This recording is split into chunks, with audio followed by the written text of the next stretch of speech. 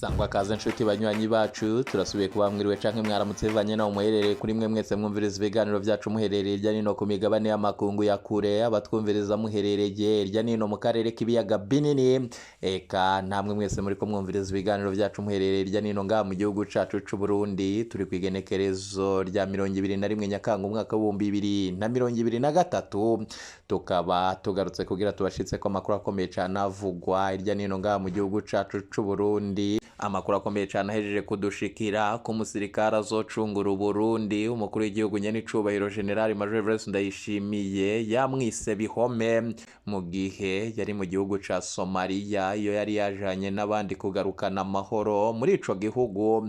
Bamaze kuja ku rugamba n'umukuru wiwe yagendanira harageze aho abona ko uwo mushefu wiwe agira raswe.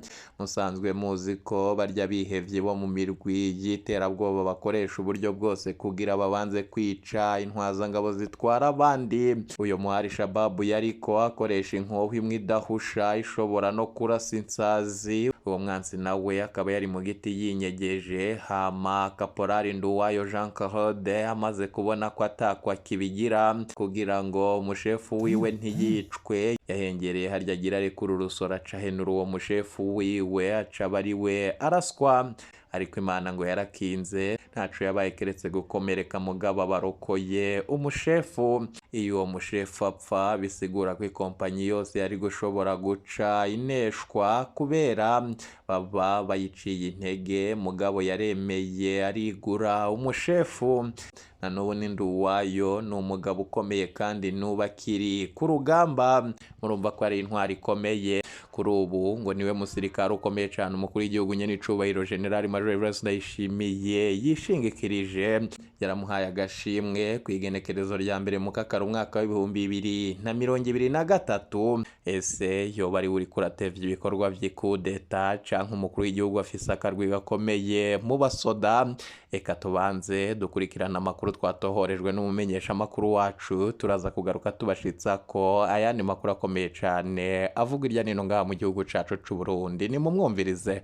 Hari bamwe rero mu banyamugambwe boba barashavujwe cane n'ibintu Perezida Ndayishimiye ariko arakora, arico catumye bishira hamwe bagategura kumugwanya, kandi ngo ukumugwanya nta kundi ni ukumukura ku butegetsi canke se ngo bagakora ibishoboka vyose kugira bahungabanye umutekano w'igihugu, gutyo Perezida Ndayishimiye vyerekane ko ataco ashoboye, habeho gutembagaza ubutegetsi bwiwe, hajeho leta y'imfatakibanza. Ngiyo leta ishobora kurongorwa n'umukuru w'ibiro vy'igisirikare General Prime Niyongabo mu gihe bariko bararondera uwuja muri leta y'imfatakibanza, canke se ngo mu gihe Perezida Ndayishimiye yoba yamaze gukurwa mu mabanga hakarabwa uwundi ashobora kumusubirira vy'imfatakibanza mu gihe hotunganywa amatora yo kurondera uyundi mukuru w'igihugu.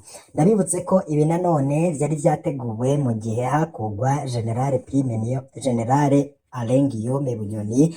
General Alain Guillaume Bunyoni akaba yarapfunzwe nawe umugambi wo gutembagaza Perezida Ndayishimiye awugeze kure, kandi abo bari bawuteguranye nabo bakaba bakiri mu mabanga, ahubwo Perezida Ndayishimiye akaba yarasanze asigaye wenyene mu burongozi kuko yabona ko ibihanganye nka bose bari bamwegereye bari muri wa mugambi, ariko akabona bose abakuye yo basambuye inzego z'igihugu. Gutyo rero ngo akaba yarize ukuntu araje agenda arikurako kamwe kamwe.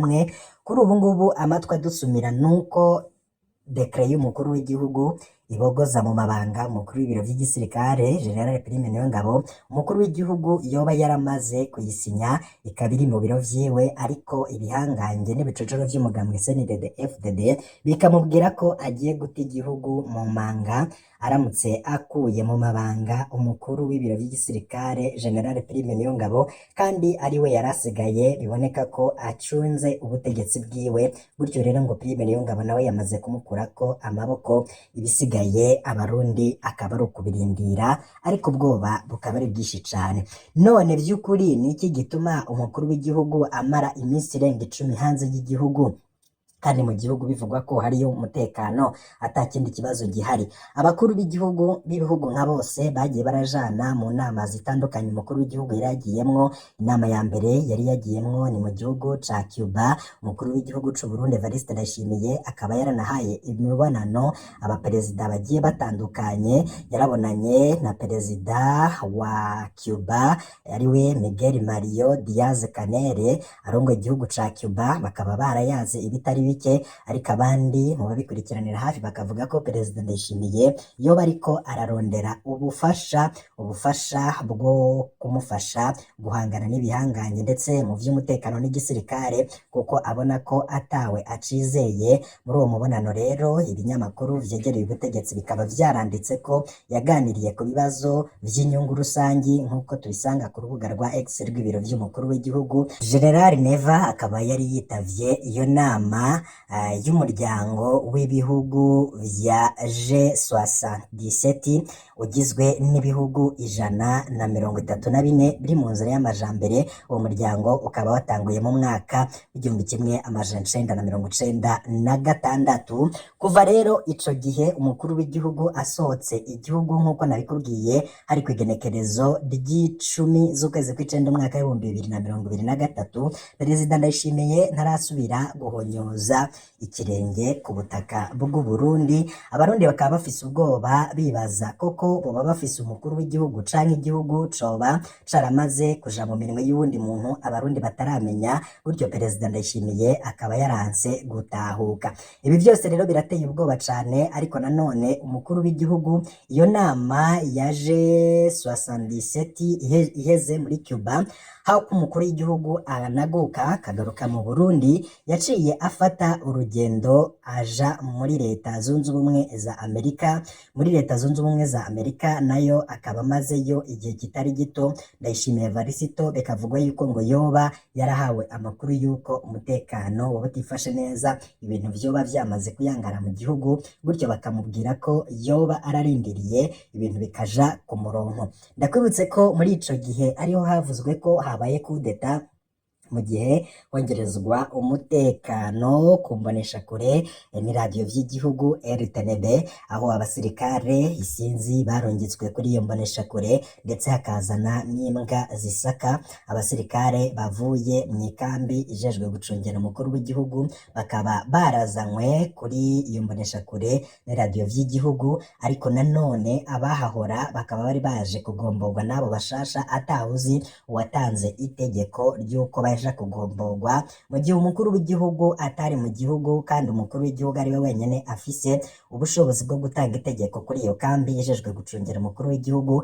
ariko itegeko rikaba ryaratanzwe Neva atawuri mu gihugu. Amatwi adusumira rero akaba yemeza ko iryo tegeko ryoba ryaratanzwe n'umukuru w'ibiro vy'igisirikare General Prime Niyongabo, nawe ariko aranugwanurwa avuga ko yoba ari mu bashigikiye abagomba gutembagaza ubutegetsi bwa perezida Ndayishimiye. Perezida Ndayishimiye rero yatewe ubwoba, aravuga ko bamubarira ko uwaramushigikiye ari we General Prime Niyongabo yamaze kumukurako amaboko, ngakaba yarifatanije na vya bihangange vyo muri CNDD FDD vyoba bifise umugambi wo gukura perezida Ndayishimiye. Vy'ukuri umugambi wo gukura perezida Ndayishimiye watangujwe nande? Waba aratangujwe na General Alengiyome Bunyoni inyuma yo gupfungwa kwiwe, ishavu rikaduga muri vya bihangange vyari vyamufashije, kuko vyabona ko navyo ataho bisigaye, kuko ubwoba bwari bwinshi mu bategetsi inyuma y'ifungwa rya General Alengiyome Bunyoni. Abatari bake bakaba bari mu bwoba ko umunsi n'umunsi, umwanya n'umwanya, perezida Ndayishimiye nawe ashobora kubabogoza canke akabapfunga, kubera ko yasanze ahejeje gukuramwo abo bose baba bariko barakorana na General Alengiyome Bunyoni, inzego z'igihugu zoca zihungabana. Gutyo rero ngo ivyo bihangange vyabonye ko atakindi bisigaranye gukora atari ukwitanga perezida Ndayishimiye, kuko n'ubundi barazi ko umwanya n'umwanya perezida ashobora kubafunga nk'uko yabigize kuri General Alengiyome Bunyoni. Ariko ufise ubwoba gusumvya abandi akaba ari umukuru w'ibiro vy'igisirikare General Prime Niyongabo. Hako rero amaramara agapfungwa akambugwa ijunja n'ijambo yahorana mu gihugu, General Prime Niyongabo ngo yoba yarasanze atakindi afise co gukora atari ukwifatanya n'abagwanya umukuru w'igihugu Ndayishimiye Varisito, gutyo rero ngo akaba ari nabwo bwoba buri mu gihugu ko yoba ari nawe ariko arategura gutembagaza ubutegetsi bwa perezida Ndayishimiye. Amasoko yacu abandanya tumenyesha ko ibicocero vy'umugambwe CNDD-FDD ryashavujwe cane n'ukuntu umukuru w'igihugu yagiye aramaramaza indongozi z'umugambwe, abo ngabo bagize uruhara mu gutuma perezida Ndayishimiye aba umukandida mu matora y'umukuru w'igihugu mu mwaka w'ibihumbi 2020, aho yaragiye gusubirira umuhisi Petero Nkurunziza. Ariko nanone ivyo bihanganye muri CNDD-FDD vyarashavujwe cane no kubona ukuntu perezida yirirwa arabimaramaza imbere y'ishengero ry'abarundi, akavuga ko ari abasuma, akavuga ko umugambwe CNDD-FDD aribo bazingamitse igihugu, kuko iyo avuga abategetsi bazingamitse ubutunzi bw'igihugu nta bandi abavuga bava mu mugambwe CNDD-FDD, kuko uyo mugambwe nyene niwo utwaye igihugu kandi abategetsi nka bose bava muri uyo mugambwe. Nk'uko mubizi iyindi migambwe iri mu gihugu isa nkaho yakumiriwe, gutyo rero iyo avuga ko igihugu kirimwo abasuma, iyo avuga ko igihugu capfuye, iyo avuga ko ubutunzi bw'igihugu gihagiwe n'akarwi kamwe k'abantu, nta bandi abavuga abariko baradoma urutoke ku bari muri CNDD-FDD kuko aribo batwaye igihugu. Abo rero bakaba barashavujwe cane n'ukuntu boba baramugwanye ko bakamufasha akaba ariwe aja mu kibanza c'umukuru w'igihugu, kuko hararabaye impare zitari nke mu gihe hariko hararabwa uwushobora gusubirira Petero Nkurunziza. Hari hitezwe ko hashobora kujayo amazina abiri yariko aragarukako cane, harimwo umugenerale Alain Guillaume Bunyoni. Alain Guillaume Bunyoni akaba nawe yarazi ko ariwe ashobora kuja muri ico kibanza. Haranavugwa kandi umukuru w'inama nshingamateka w'ico gihe ni Pascal Nyabenda. Pascal Nyabenda yanashimiwe cane ndetse akanahayagizwa n'umukuru w'igihugu w'ico gihe Petero Nkurunziza yaje kwitaba Imana. Ivyo bihangange vyose rero vya muri ico gihe bitashizwe imbere ngo abe ari vyo biserukira umugambwe mu matora, vyaragumanye ako kantu birashavura cane, ariko nanone barigumya kuko babona ko umukuru w'igihugu niyo aja ku butegetsi azobaduza akabashira mu bibanza bitandukanye. Nk'akarorero nk'akarorero General Alain Guillaume Bunyoni kugira ishavu rigabanyuke yaradogijwe ashigwa mu kibanza c'umushikiranganje wa mbere w'u Burundi, ariko nanone yaragumanye ka kantu ko kuvuga ko atanyuzwe no kuba ataragizwe umukuru w'igihugu kandi ariwe ashobora gufata ingingo, akababazwa no kubona perezida Ndayishimiye ari munsi yiwe ariwe ashigwa imbere ngo abe umukuru w'umugambwe CNDD-FDD. Gutyo rero ngo nico catumye anategura kumutembagaza, kuko nubwo yari mu mabanga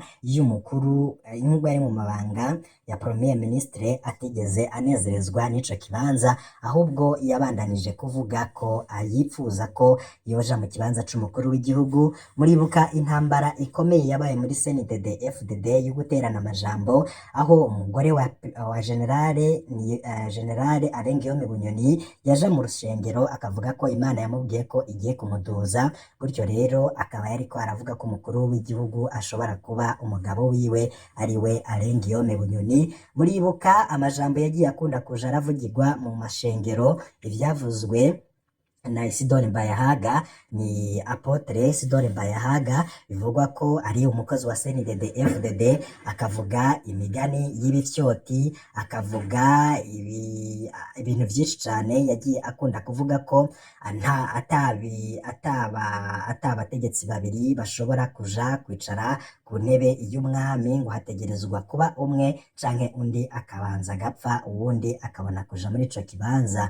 Akavuga ko rero muri rusange ariko aravuga General Alain Guillaume Bunyoni yariko agwanira intebe y'umukuru w'igihugu, ariko nanone mu migani ndetse no mu mvugo ifobetse ngo bizomuta kuwa amazi. Ivyakurikiye nyuma mwarabibonye, General Alain Guillaume Bunyoni yaciye afatwa yinjizwa ibohero. Kuri ubu ntawe uzi ivyiwe iyo bigeze, amatwi adusumira ngo yoba yaramaze gutorokeshwa, kandi ngo yatorokeshejwe kubera ko vyari bizwe ko hagiye gukorwa kudeta, kuko bari bazi ko nyene atorotse igihe azoca agaruka mu gihe ibintu bimeze neza. Kuvuga ko ibintu bimeze neza ubwo ni igihe perezida Ndayishimiye azoba yamaze gukurwa ku butegetsi. Ayo makuru nayo twarayabahaye kandi turacatohoza ko ubutegetsi buracari mu gacerere, ntaco buvuga kuri ivyo bintu. Nk'uko rero twabibabwiye, umukuru w'igihugu akaba ariko agwanirizwa mu mpande zose kandi akagwanwa na vya bihangange muri CNDD-FDD, vya bindi vyamupfukapfutse. Murazi ko hari amakuru avugwa ko urupfu rwa Petero Nkurunziza rwoba ruzwi kandi rwoba rufiswemwo uruhara na bimwe mu bihangange vyo muri CNDD-FDD.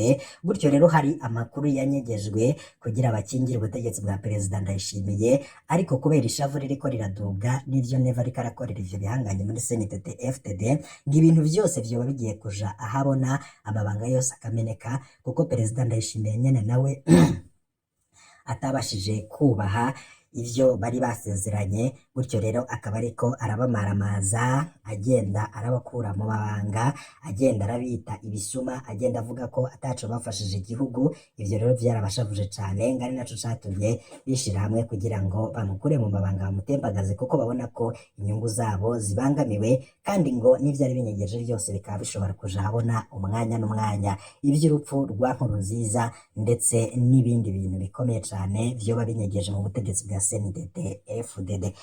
Ibi bintu vyose biriko biravugwa mu bihangange ndetse n'ubwoba bwinshi cane, nivyo vyatumye umukuru w'igihugu adatahuka ngo agaruke mu gihugu. Nk'uko rero twabibabwiye, inyuma ya Cuba, umukuru w'igihugu Ndayishimiye Evariste yaciye afata indege imushikana i New York muri Amerika. Nk'uko rero vyashizwe ahabona mu itangazo ryasohowe ku igenekerezo rya 17 z'ukwezi kw'icenda umwaka w'ibihumbi 2023, umukuru w'igihugu akaba yaragiye mu gihugu muri Amerika i New York, aho yari muri Leta Zunze Ubumwe za Amerika kugira yitabira ibikorwa vy'inama igira ya 78 y'umuryango w'ibihugu biri hamwe.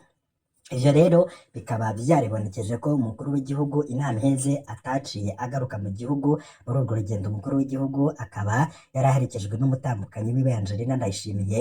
Ibikorwa vy'inama nk'iyo bikaba vyaheruka kuba muri Nyakanga 2022, naho nyene Uburundi bukaba bwari bwaserukiwe n'umukuru w'igihugu Evariste Ndayishimiye, akaba yari yitavye iyo nama bugira gatatu ibikorwa vy'iyo nama kuva agiye mu mabanga yo kurongora igihugu c'u Burundi.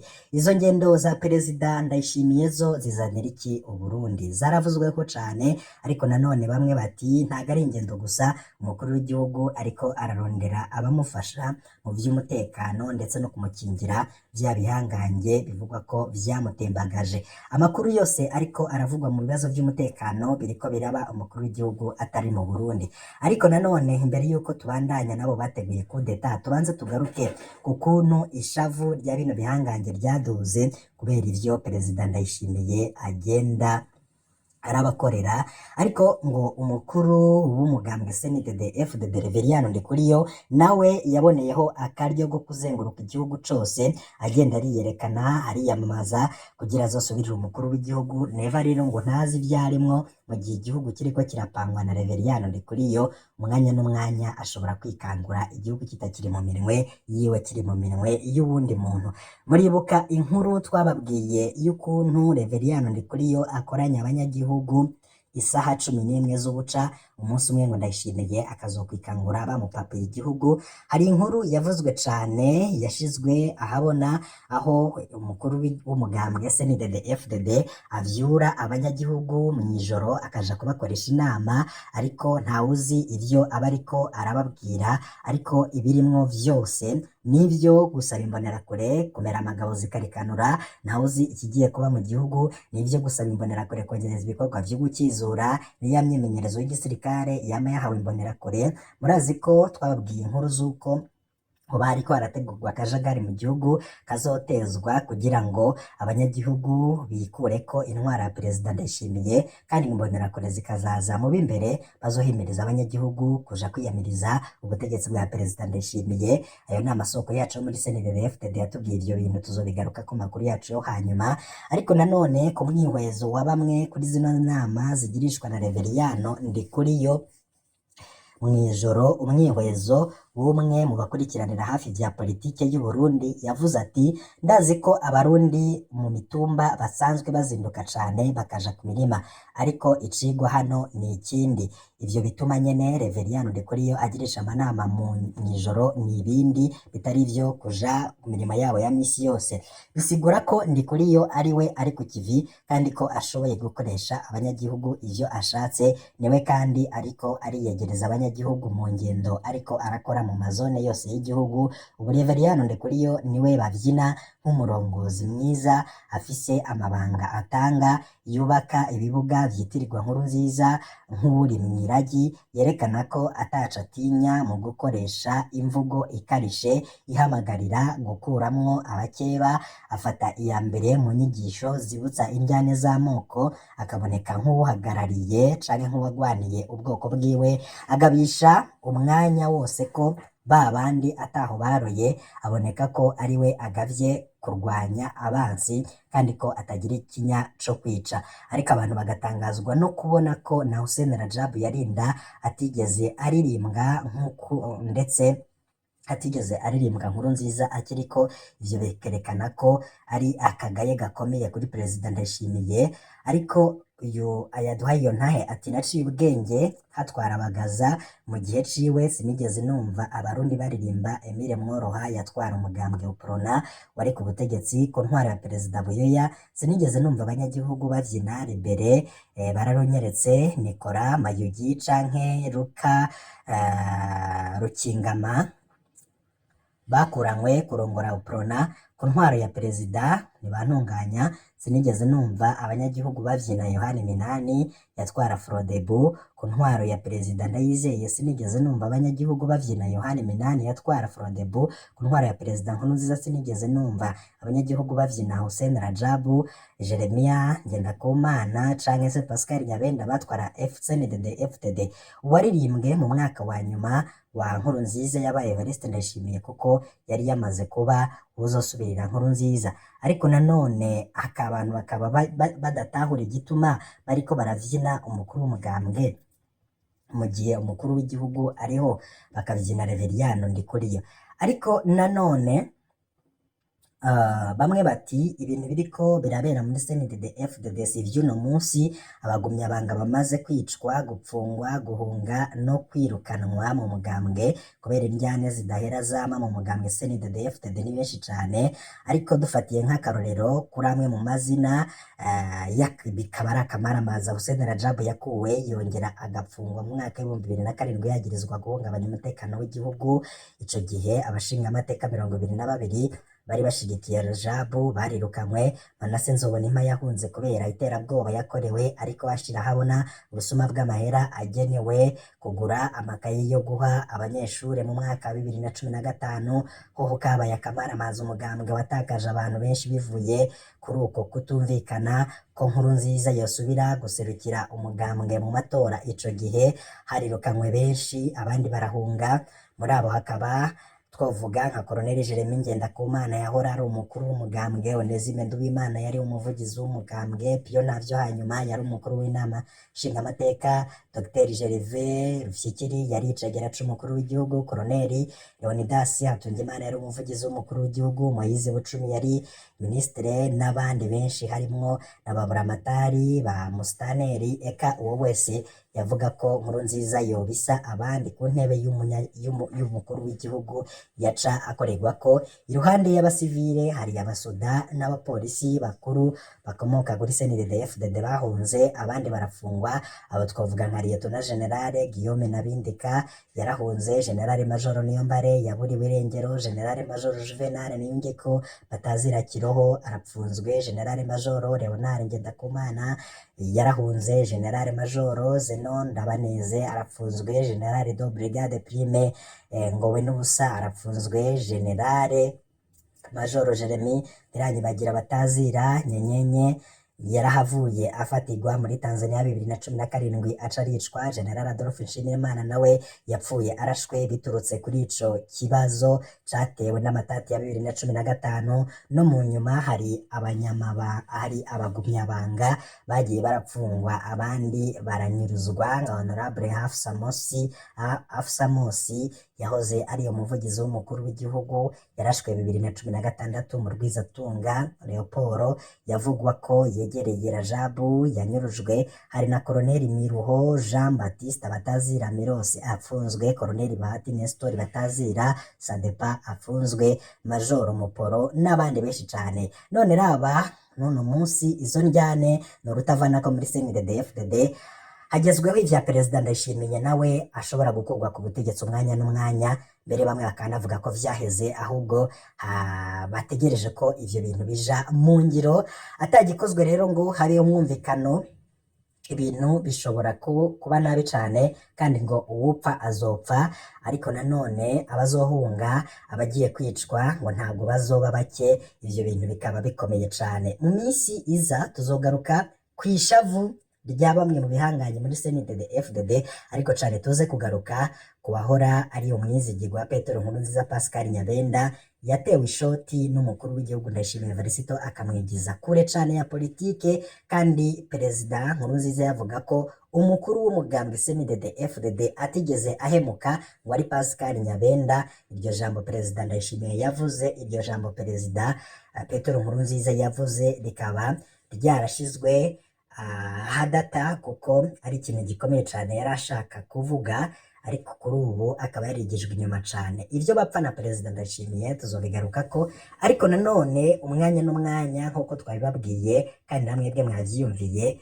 ibara rirashobora kugwa mu gihugu c'u Burundi mu gihe umukuru w'igihugu adatahuka. Ivyo bituma adatahuka, twabwiye ko umutekano utizewe, ibintu rero bishobora kunyuka.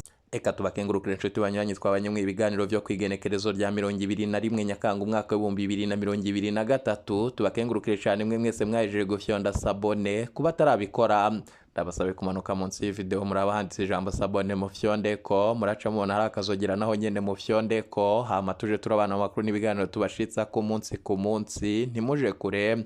Ibiganiro vyacu nakagaruka. Iyi ni Burundi News TV.